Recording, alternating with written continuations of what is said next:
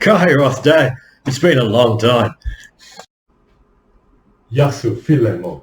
Ah, friend. Come, come. Let me tell you, I have news. I have news of a fantastic new game. A game called Golden Age. Is it a strategy game? I love strategy games.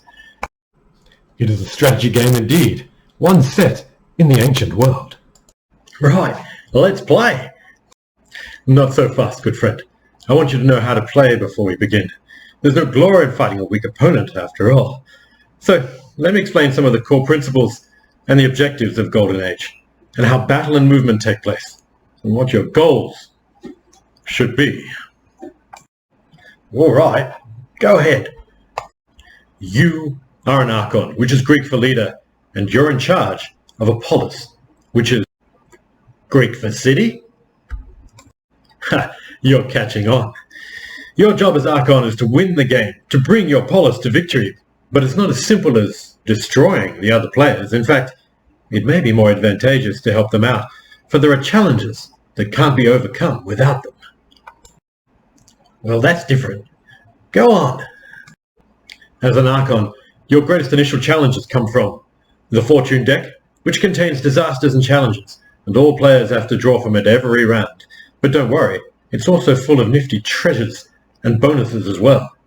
Discover leaders who can command your armies and carry out your diplomacy. These come from the leader deck. They're all historical figures. Spread the influence of your polis by annexing or allying with other territories so that you can become strong, hopefully triggering a golden age, which speeds this whole process along. A golden age, as in the name of the game. That's right.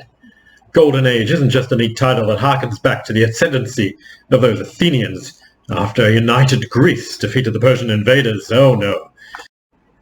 It's not? Indeed. Golden Age is a mechanic you can trigger within the game.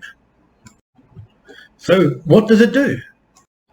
Well, ordinarily, each leader only has a very basic set of military unit cards, and you can only get new leader cards and new unit cards under certain conditions. However, if you can trigger a Golden Age, you can get new leader cards and new unit cards every turn for 10 turns. Ah, sort of like your city becomes really famous and all the soldiers and leaders flock to your banner and want to join your side, eh? That's exactly right. And from there on, your polis goes from strength to strength. More leaders means more armies and more alliances. More troops mean you're more likely to win at war. Well, how do we do that? I'm glad you asked. It's really straightforward. First, grow to 8 territories, which is called a league. 2, earn 12 experience for your Archon. You get experience by winning battles or succeeding in diplomacy. And 3, take one of your leaders to the Oracle of Delphi. Okay, so I'm eager to get playing, but I'm guessing from the way that you said initial challenges that there's more to this game than just surviving and maybe triggering a golden age. Oh, you're a canny one indeed. The game has 3 stages. The first is surviving long enough to spark a golden age.